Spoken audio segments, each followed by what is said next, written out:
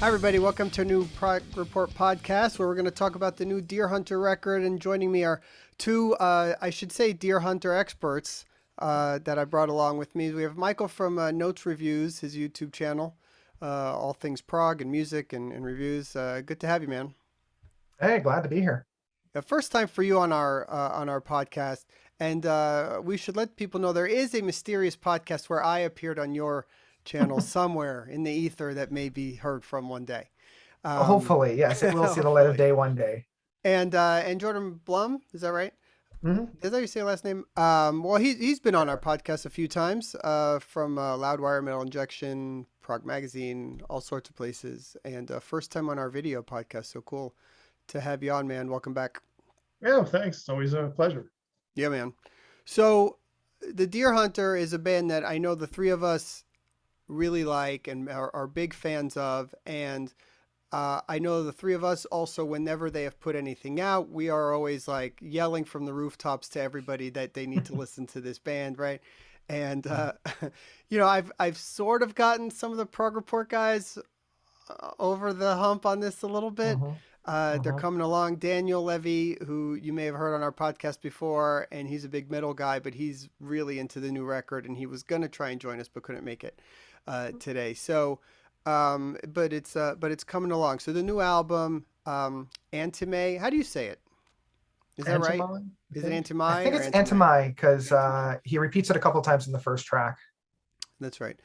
So I spent all weekend sort of listening to this album on constant repeat. How about you guys?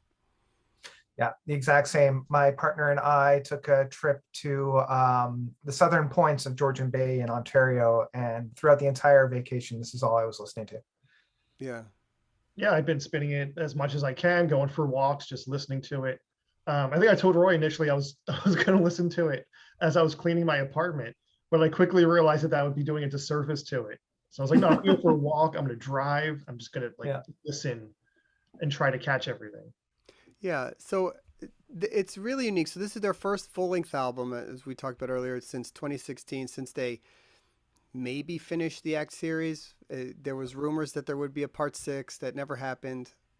I don't know that there needs to be anything further added to that personally. I thought it ended beautifully. Then there was an EP, All Is That All Should Be, which had only 6 songs, more of a regular rock pop flavor for them. He did the Honorary Astronaut side Hmm. project, which was Oh, also that's really right. good. Yeah. All 4 songs maybe, and Hmm. um, and then last year he launched. Well, Casey Crescenzo, for those not familiar, is the mastermind and leader behind the band, main songwriter, lead singer, guitarist, and he started working on a short film called The Indigo Child, which you can see on YouTube, a bit of it, I guess. And they released an EP, which was sort of a pseudo soundtrack to that, Hmm. which is available also on streaming services. But that was all sort of loosely released. Nothing was ever really official about that or anything. And I guess this album is the first Hmm. main, real, full album that they've released in about 6 years. Which, Yeah. you know, I don't know if this is a new thing. Is this the beginning of another act series? I think it's intended that there's more coming. Yeah, I mean, especially with how this album ends so abruptly. And I have heard whispers that there is like a continuation in the works. But yeah, I mean, I can see Casey spending a lot more time in this world because this was the way that I've interpreted it, like this is the map, the atlas, the setting that the Indigo Child takes place. So we have the individual of the Indigo Child, the little film that came out with it with the soundtrack. So we see this world from an individual's point of view, but now we're seeing it from a bird's eye view. And we can now fill in with different stories and different things that happen within it. Yeah, I actually pulled up an interview from Prelude Press of Casey saying the record is solely focused on world building. And Right. initially, like I remember hearing that it was connected to Indigo, but albums like this take a long time to digest and to connect. So I didn't hear it, and I don't know the Indigo Child that well either. But I was talking to my friend Nick, who like loves this album, and he said the first thing that they say on the album, they chant Indigo, they chant Right. the 3 syllables, and I was like, oh, I didn't even catch Yeah. that. Yeah, Now one of the I can't many help things but you figure out later as you're listening. now I was like, Yeah. how did I not hear that? Um, but yeah, so I'm sure there'll be more. And I was wondering if it was just an issue with like my version that it ends abruptly, but so I'm glad to hear that it's meant to just kind of cut. Yeah, and I don't know if whatever comes out next will pick up right on the same note. I mean, that'd be kind of interesting. But yeah, I mean, in terms of world building, like one of my other main passions is Dungeons and Dragons. So like I'm loving this whole world building aspect and actually having again like a soundtrack for this environment that they're in and all the different, I guess, layers of this lost city state is really intriguing for me. Yeah, so I'm not one of these people when I listen to a record first focuses on the whole story. I think with the Act series as well and this record too, it's hard to analyze the lyrics and everything for me without first absorbing the music and really listening to the album a bunch of times. I can't really start doing a breakdown of all the Mhm. different sections. So there's 8 songs, and each one is labeled a ring number with a Mhm. description of a status, basically, right? So you have Yeah, one is poverty, one is middle class, one is tower. I guess is the center most one, yeah. affluent or whatever that you have to Mhm. try and aspire to. From this is what I've gathered so far, Mhm.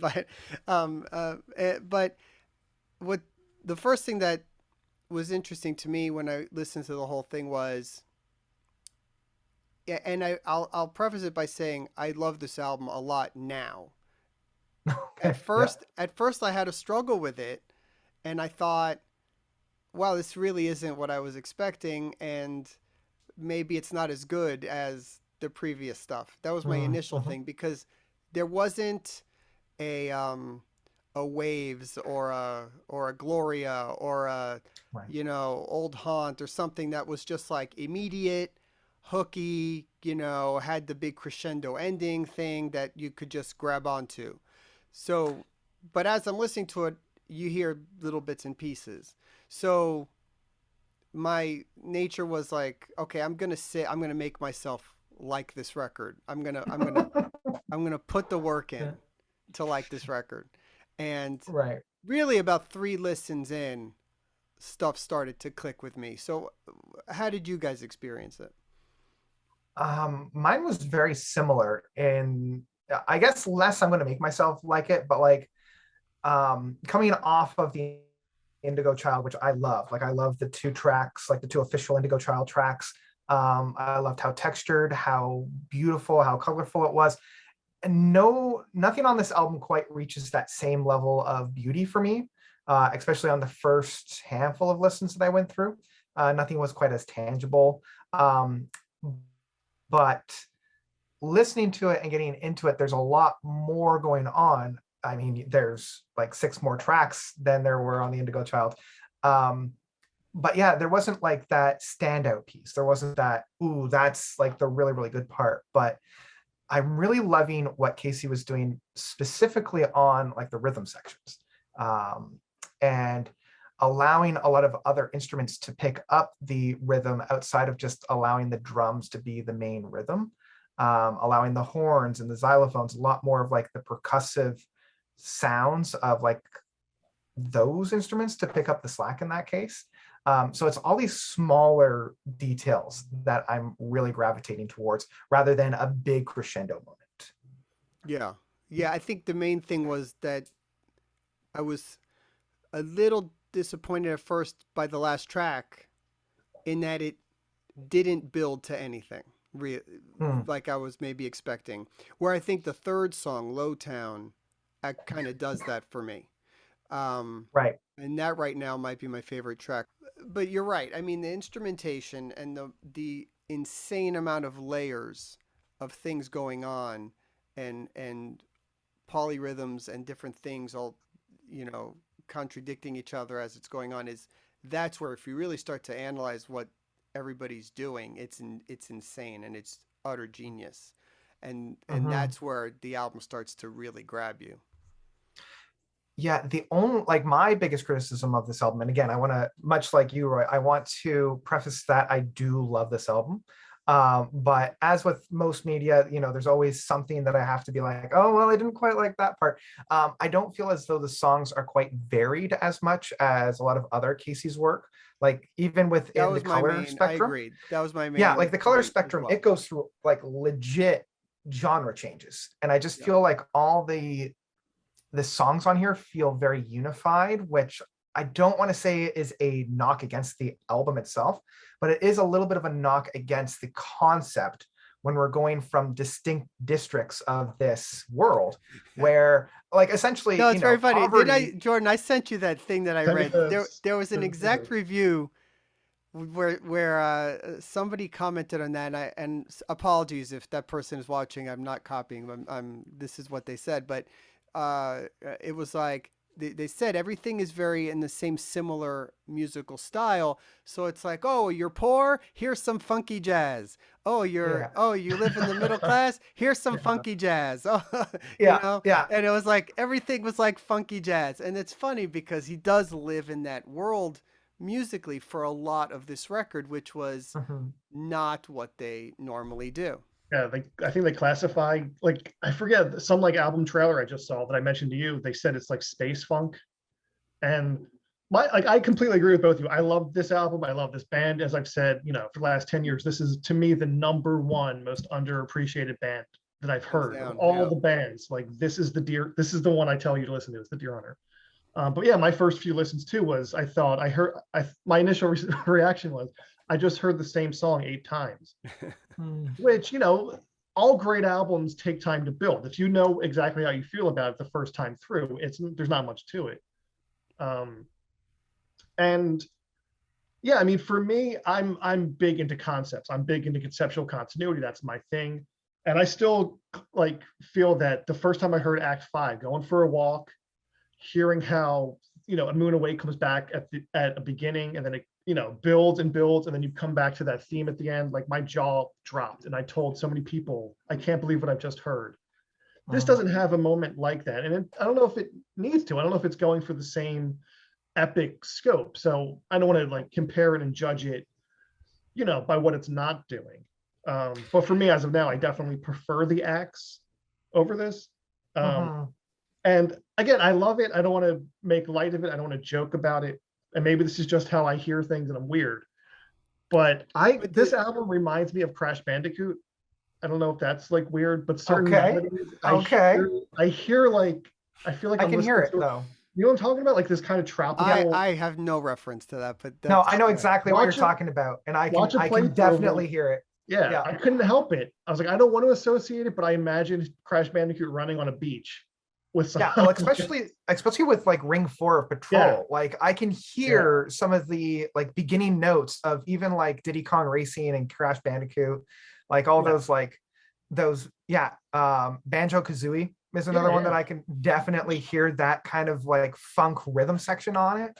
And it's not a knock against it. It's just, Mhm. I often associate things like that. And my first Mhm. reaction too, alongside that, was like, whenever I tell people about the Deer Hunter, I'll say like there's a few other bands that remind me of them, but none reach the same level. One of them, maybe the Mhm. most well-known one, is Kindo, or the Reign of Kindo, That would Yeah, Rain there's a Kingo. lot of that, and I think a lot of which that is comes from the voice similarity there.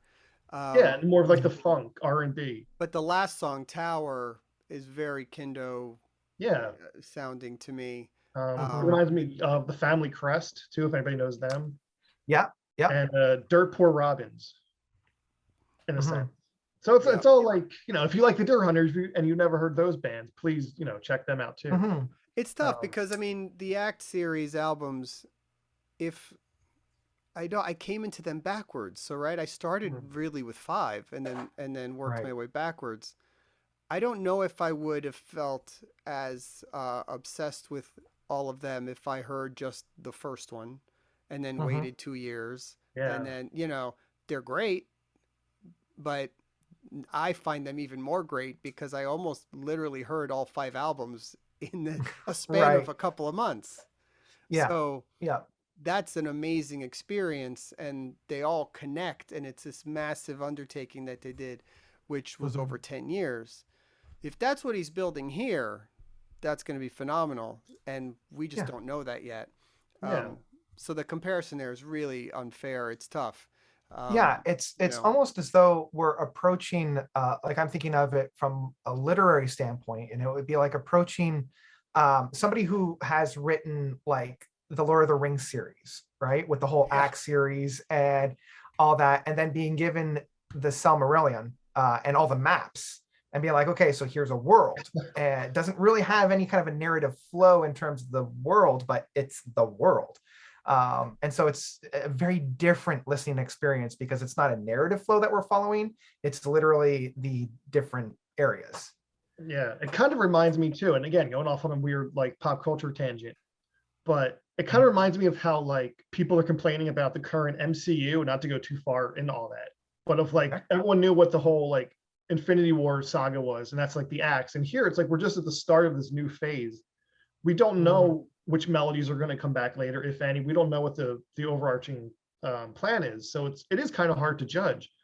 But I think even with like not our complaints, but just our observations about it, even if we're like, at least for me, saying that I don't like it as much as the axe stuff, that's like saying, silver isn't as good as gold. Like compared to what else is going on in music today, this is still like the yeah. greatest There's a thing good maybe I've chance heard all this ends year. up being my favorite album of the Yeah. of the year. As I may not sound like that. I think we're just trying to point out as we're starting this is just how we're comparing it to the previous band's work. I mean, and that's its Yeah. own Yeah. discussion. But in a vacuum, this album has so much going on Yeah. that it's just every time you listen to it, and I don't know, I'm on my 20th listen, who knows at this Yeah. point. Yeah. Uh, um, I'm still hearing other layers of background vocals coming in and another xylophone passage over here and you know uh, whatever else is going on, and I'm in awe of that part of it, that his mind works in such a way to able to arrange so much stuff. um, It's it's incredible. I'm sure I'm not the only person to say it. It's an easy comparison to make, but I think it's really true with this album more than the others. And this reminds me of like Pet Sounds and Smile. God, I was totally gonna Like, say Okay. that. there's Yeah. so much influence of It's Brian Wilson's very production. it's very obviously it doesn't sound like the Beach Boys, but the Yeah, mind is very like Brian Wilson esque, right? You know how he layers the background yeah. vocals, and yeah, totally. Yeah, I agree. Um, any favorite songs so far? Oh, that's tough because kind of what we've already said is that they all feel so similar, even though they're all so very complex and whatnot. I think it probably the longest track of Luxury, Ring 3. Yeah. Just like I love how it starts off almost like a Hamilton passage, like this kind of hip hop sings Yeah. talk aspect, but then it really brings this like very punchy, very potent aspect to the actual track itself. And he keeps wavering back and forth. Like it feels very much kind of like a big show tune number. For me, that's the standout track. And it's not just because it's the longest one, because I love long tracks, but I also just love where the track goes. Like it is kind of all over the place, really playing with the idea of luxury. But I also love how right at the, like, we have this idea of luxury from a top down, like, hey, look what we can do with luxury, like, isn't it great, isn't life amazing? But then it's also looking at it from like an individualistic kind of a point of like, hey, those who are living in luxury don't know what they have, and why can't other people just pull themselves up from the bootstraps and get themselves here? So I like that it really dissects what it means to live in luxury. I like And I just love the showing that. ending. So that second half of the song to me is the Mhm. most Deer Hunter esque part of the record. Yeah. And Yet it reprises the first song, I think. and yet it plays over like a basic steel drum Caribbean feel, which is bizarre as anything. But Hence my Crash Bandicoot right, comparison. yeah, Yeah, everything is percussive in that, Yeah. like it's got that it's like a handheld instrument where you pluck the little things on it. King Crimson was using a lot on in Aspect. but then really kind of out of nowhere and seamlessly, the ending goes into this weird kind of dance, cha-cha slide kind of thing at the end, which Mm-hmm. oddly reminded me of maybe something Faith No More might have done, like very Mike Patton-esque kind of thing. But and I love that part. It's crazy and silly, but it really just gives a nice kind of punch to the end of the song. I really dig that. Mm-hmm. I agree. I mean, that might be the best song on the record. Again, I referred to the third one, Lowtown, as another one that I really like a lot. Yeah. Um, on the opposite side, I'll say I don't think there's any song I feel like needs to be skipped either, which I like a lot. No. Um, No, that was one of and again, I don't want to say complaints, but observations of the last two act series, like 4 and 5, was that in my mind they're a little bit long. There are a few tracks I probably would have like, well, let's not include those. But on here, like the 8 tracks are solid. I wouldn't get rid of a single one of them. no, yeah, and I also like that he didn't waste time, which is a big pet peeve of mine with concept records. And he never really does this, to be fair. Um, just put in the middle of an album like a 2-minute talking interlude or something, you Mm, know, right. or just Which would be noise, very easy to for do. 60 seconds that I have to skip Yeah. now. Like because those are the songs that never make it onto my iPhone or anything. If Right. Um, there's a recent album by, you know who I'm talking about, Roy, who's has way too much narration, and it kind of gets in the way. yes, yeah, I know. I think I know which one you're talking about. But Thank you. yeah, that's something. If you want to do something maybe in the beginning of the record, I can kind of live with that. But then just drop it. Just get to the songs. It gets really annoying quickly. Um, My uh, favorite's probably the first one, Poverty Ring 8. that's Um, great. I think it's the most immediate, and it's the most representative of what the album is, and what the Deer Hunter is. I think it's just so bombastic, but not in like a bad way. It's just so Right. like layered, and just it's the one that has like the Deer Hunter kind of crescendo you expect, if it like building and building, and then this like release of just like, awe of like, what am I hearing? How is this being made? How is this possible? Mhm, mhm. Yeah, I mean, any last words? I think we covered it. I think that was. I mean, I think, just to continue what you said, I think that's an important point to consider when judging music and best albums of the year. Because I posted, a joke the other day on social media of like, every other band, we're going to have the best album of 2022, The Deer Hunter, Hold My Beer. And of course, people messaged me, what about the new Porcupine Tree and Coheed and all? Yeah. And I mean, I don't know. We're halfway into the year. I don't want to compare anything, but I think those bands, especially Porcupine Tree, for as great as it is that they came back and all, there's nothing on the new Porcupine Tree album that I think is new necessarily. It's all great. Yeah. It's all familiar, which is not a bad thing or a good thing. But I think with the Deer Hunter, as you said, like, this sounds familiar, but it's a new kind of thing from them. And I think you automatically get more points, at least with me, if you're not just, doing the same thing. You're not straying from who you are, but you're Yeah, pushing it I more. mean, again, I Yeah. think that's more credit to him. He didn't create a second act series with this. Yeah. It sounds Mhm. like the Deer Hunter, but it is absolutely different enough Yeah. where it takes some getting used to, which was where my initial listening was that it was just okay. Am I liking this? Let me see where this goes. Um, but Yeah, yeah, I think for me it'll be really telling how all these albums are sitting with me by November. Yeah. Like after the initial rose tinted glasses start to pale a little bit, um, I wouldn't be surprised if this one keeps giving me more and more. And that's something that we've already discussed, just how complex and layered it all is. yeah, yeah. I think I like the Porcupine Tree record a lot, but I haven't found myself returning to it as much. Yeah. Yeah. Um, Outside of maybe one or two tracks, I haven't really returned to it all and that I much. don't dislike anything above it. Hmm. That's the simplest way I can talk about it. Yeah. I like it. It's good. I don't dislike anything on it. I haven't been Mhm. putting it on as much as I thought I would. Yeah, You know what no, you're that's getting fair. with it, whereas this, you didn't know what you were getting with it. Mhm. Yeah. Yeah. And to kind of echo what you were saying there, Jordan, this definitely feels like a new chapter. It feels like it's something completely new, but still in a very familiar setting. So for me, that's getting a lot of points. Yeah. Yeah. So again, if anybody's watching this, if you hung around for 30 minutes about a podcast for a band you don't know, may hopefully, please check this album out. And if not, check out the X series. But we're going to keep screaming about the Deer Hunter from the rooftops, every time we can, because this is one of the bands of this era that continues to impress, continues to try different things, do something special, and we think they're pretty great. So we like to try and make people know about them. Guys, thanks for joining. This was fun. I hope to have you guys back on again and discuss something else. Yeah, I'd love that. Yeah, it'd be Cool. great. All right, I gotta run. Talk to you guys later. Yeah, take it easy. Yeah. Bye.